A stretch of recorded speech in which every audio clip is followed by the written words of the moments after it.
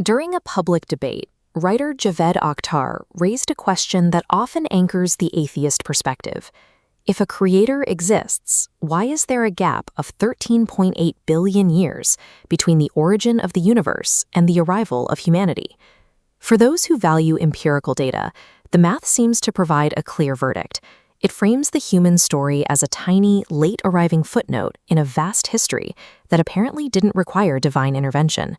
This logic rests on a specific premise, that the time we measure on Earth is a universal constant, experienced at the same rate by every entity in existence.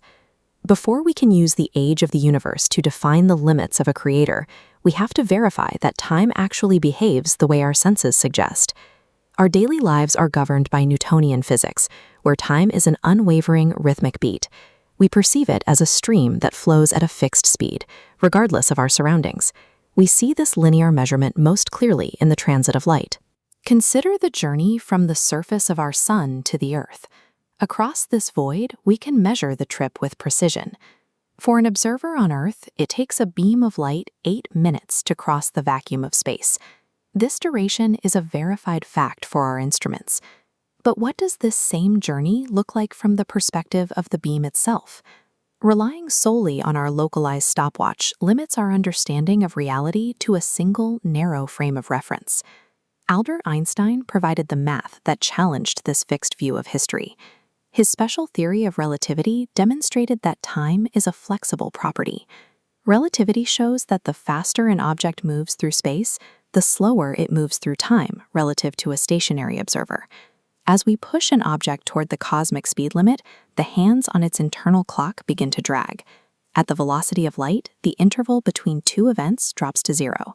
The flow of time stops. Physics suggests that time isn't a universal container, but a variable that can be bypassed by extreme speed. If we shift our perspective to that of a photon traveling from the sun to the Earth, the journey changes instantly. According to relativity, the photon experiences 0 seconds during the trip. It arrives at its destination the exact moment it's created. This happens because high velocity compresses distance. From the light's perspective, the 93 million miles between the sun and Earth don't exist. In its own frame of reference, light is present at its origin and its destination simultaneously.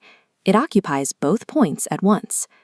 This shows us that a physical entity can exist right in front of us while operating outside our standard rules of duration and distance.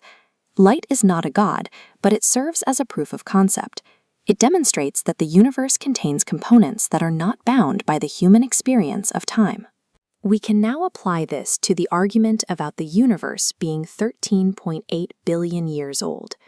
If a simple subatomic particle is not restricted by our clocks, a hypothetical author of those physical laws would not be waiting for billions of years to pass. To such an entity, the entire history of the universe would be a single moment. Using a localized human boundary like waiting time to evaluate a boundless concept is a category error in both science and philosophy. Science is a powerful tool for mapping the observable world, but these equations also mark the edge of our own perspective. They show us that some questions remain beyond the reach of data. This leaves us in a position where both time-based atheist arguments and strictly physical religious proofs lack the necessary context to be definitive.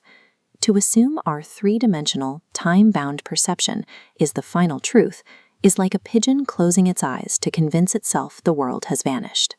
The most rigorous scientific stance on these questions isn't a claim of certainty. It is a recognition of the limits of what we